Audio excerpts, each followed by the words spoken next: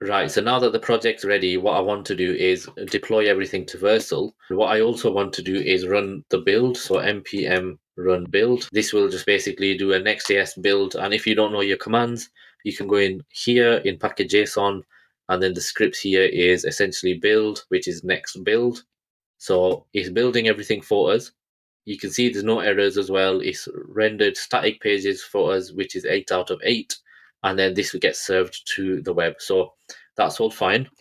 Now we just want to go into GitHub, create a new repository. So this one is called Creator Hub, and I'm going to make this public. So let me just create this. And now all you need to do is add it onto our repo that we've created. So in here, if I paste in that command I copied, git remote add origin, and then all you need to do now is just push everything. So let's just do git add everything, git commit with a message saying that we have completed create clerk auth crash course, like that. And then all we need to do now is git push. This will push everything for us.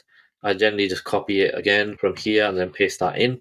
So now if I go into GitHub and refresh, this is all of our code that we have available. Everything you need is in here. So this is basically the creator hub that we have. And now what I want to do is I want to go into Vercel. So let's go into Vercel and deploy the application. So now that I'm in Vercel, all I need to do for my project is click add new project. And then here you can clone many templates, but I've got the creator hub in here. So I'm just going to import that. I also have environment variables. So I need to add them in. So again, you can basically paste the env below. So so the only thing left to do is to add our environment variables. So I will add them in and then be right back. Right, so now that I've added them in, all I need to do is press deploy, and then this will deploy everything for us and this will then generate a URL for us that we can then use and then test that everything works correctly. Whilst I'm doing that though, what I'm going to do is in the users, I'm going to delete the users.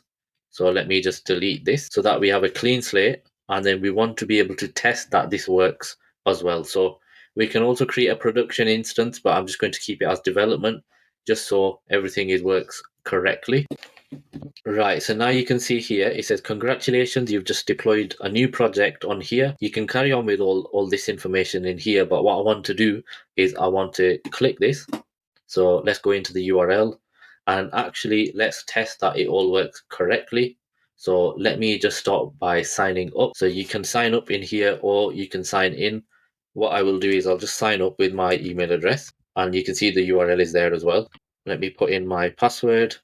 And now I want to press sign up. Now I should get an email address. So let me just check my emails. You can see this is the email that I've got, which is a verification code. And also in the dashboard, you can update the templates for this as well. So you just play around with that. I want to click verify, and then I should get navigated to the dashboard as well, which I am doing as well in here. If I want to see my API, I can also see that as well. If I go back, I can go into Creator Hub, and then I can also go to my profile, which I've created as well. So that is essentially the crash course for Clerk and Next.js. You can see this is all working fine. Everything is working as expected. If I press my sign out button, I'm now signed out. I go back to the sign in page here.